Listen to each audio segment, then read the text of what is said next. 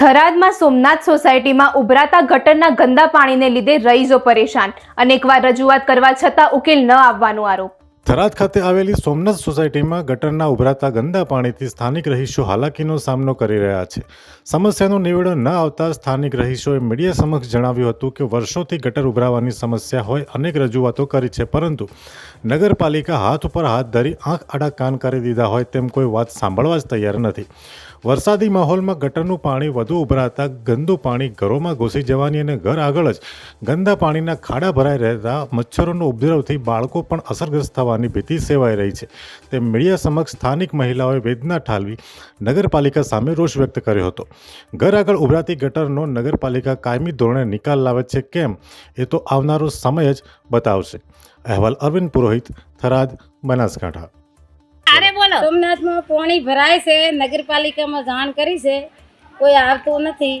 ગંદકી થાય છે, મચ્છર ખૂબ થાય છે, છોકરા બીજા બીમાર પડે છે, પણ નગરપાલિકામાં જાણ કરે કોઈ આવતું નથી. કેટલા સમયથી પ્રશ્ન છે?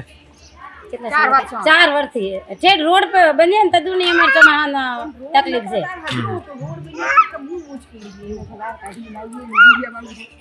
તે રોડ બન્યો કે નહીં તદુનો હારો નગરપાલિકાને તમે જાણ કરો એટલે નગરપાલિકા 4-5 વયના ઠેઠ અમે આખી લેડીઝ લાઈન આવી છે, પણ કોઈ આવતું નથી. નગરપાલિકા દ્વારા શું જવાબ આવે છે પાછો રિટર્ન? પાછો આવતો જ નથી કોઈ. ફોન કરે તો ઉપાડતા નથી. ઠેઠ લાઈન આવ્યા છે તો જવાબ નથી મળતો. તો હવે તમારી શું મોગણી છે? હવે અમારી આ રસ્તો ભલે કોઈ બી કરે પણ આ રસ્તો હું કરાવે.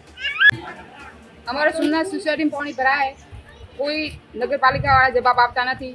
ફોન કરો, ફોન ઉપાડતા નથી. અમારો છોકરો બીમાર પડે, 4 વર્ષથી 5 વર્ષથી પાણી ભરાય, રોડ બળ્યો એ દાડાથી. અમારો કોઈ ફોન ઉપાડતો નહીં, એની વ્યવસ્થા કરાવો. જ્યારે વધુ વરસાદ હોય ત્યારે શું પરિસ્થિતિ થાય છે? ઘરમાં પાણી આવે અમારે. નગરપાલિકાને રજૂઆત કરો, નગરપાલિકા દ્વારા કોઈ જવાબ વળતો મળે છે? નહીં મળતો, ફોન ઉપાડતા હે નહીં કોઈ. તમારી શું મોગણી છે? અમારી માગણી રોડ સરખો કરાવવાની માંગણી છે. રોડ કે ભલે ગટર બનાવે બીરું, ચેમ્બર બનાવી આલો. ચેમ્બર બનાવી આલે તો ચેમ્બરમાં પાણી વાળે. નગરપાલિકામાં જેટલી વેળા ગાઈને આવ્યા છે પણ કોઈ અમારું હોભળતું જ નહીં એમ.